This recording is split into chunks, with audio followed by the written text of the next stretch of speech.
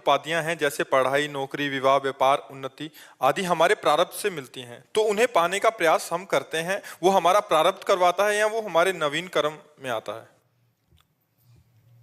परिणाम प्रारब्ध होता है। जैसे हम बहुत बढ़िया पढ़ाई पढ़े और एक कम पढ़ाई पढ़े, तो कम पढ़ाई वाला लड़का पास हो गया और हम फेल हो गए। बहुत प्रयास किया लेकिन हम फेल हो गए, अब इसमें प्रारब्ध लागू हो गया। एक आदमी कम प्रयास करता है, बहुत धनी हो जाता है, और एक आदमी बहुत प्रयास करता है लेकिन धनी नहीं हो पाता है, तो उसमें प्रारब्ध काम करता है। हमारा साथ साथ क्रियमाण भी चलता है। प्रारब्ध परिणाम पे आता है। प्रारब्ध जो है वो परिणाम पे आता है। जिस व्यापार किया और फ्लॉप हो गया, बिल्कुल चला ही नहीं, तो अब प्रारब्ध, प्रयास तो हम कर रहे हैं। और एक आदमी है जिधर हाथ रख देता है विजय ही विजय होती चली जा रही, उसका पूर्व प्रारब्ध जोरदार है, उतना माइंड नहीं है, उतना प्रयास नहीं है, लेकिन लाभ ज्यादा प्राप्त कर रहा है। और एक बहुत माइंडेड है, बहुत प्रयास करता है लेकिन लाभ कुछ नहीं मिल रहा, उसका प्रारब्ध उसमें है। प्रारब्ध खत्म नहीं हो सकता ना सर? भोग के खत्म होता है, भोग के खत्म। अलग अलग पॉइंटों पे वो अपना असर दिखाता रहेगा जब तक हमारा शरीर है। शरीर खत्म, प्रारब्ध खत्म, पर संचित जमा है और क्रियमाण जाके उसी में जमा हो गया, फिर नया प्रारब्ध बनेगा, फिर भोगना पड़ेगा। हाँ, यही तो मिटाना हमारे मानव जीवन में बहुत जरूरी है कि हमको आग लगानी है। जो हमारे जन्म जन्मांतरों के कर्म जमा है, संचित कर्म, उनको भस्म करना है। उनको भस्म करने के लिए नवीन कर्म करना पड़ेगा, और वो है भजन।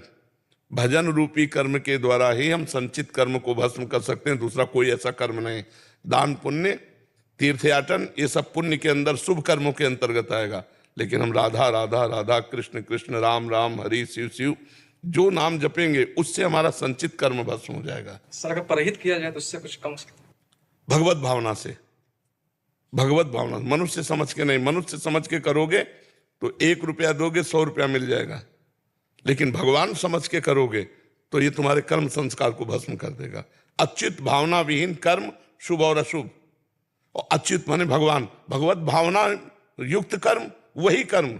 जैसे हम विद्या अध्ययन कर रहे हैं और उसको हम मान लें कि ये मेरी भगवान की पूजा है, और 4 घंटे अध्ययन को भगवान को समर्पित कर दिए, वो शुद्ध पूजा बन गई।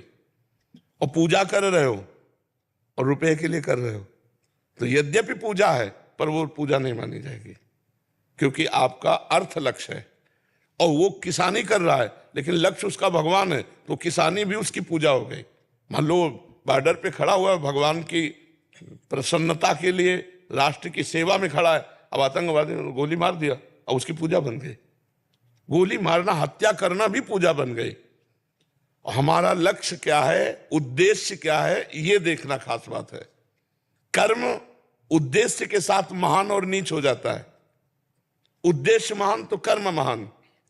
कर्म और उद्देश्य, उसका बहुत प्रभाव है। अगर हमारा उद्देश्य महान है तो नीच कर्म भी महान हो जाएगा, और अगर हमारा उद्देश्य नीच है तो महान कर्म भी नीच बन जाएगा। तो क्रियमाण कर्तव्य कर्म, परिणाम प्रारब्ध कर्म। प्रारब्ध उसका फल देगा। तभी भगवान ने कहा सुख दुखे समय कृत्वा लाभा लाभो जया जयो। सुख दुख में, लाभ हानि में, जय पराजय में समान भाव रखकर अपने कर्म को अवश्य करते रहो। अपने कर्म को करते रहो। जो तुम चाहे विद्यार्थी हो, डॉक्टर हो, मास्टर हो, किसान हो, अपने कर्तव्य कर्म को करते रहो। यही भगवान का आदेश है। कामना तनेजा जी। महाराज जी, आपके चरणों में कोटि कोटि प्रणाम। महाराज जी, किसी भी बात पर आप अपने आप को कोसना कैसे बंद करें? नाम जप करो, खाली क्यों रहते हो?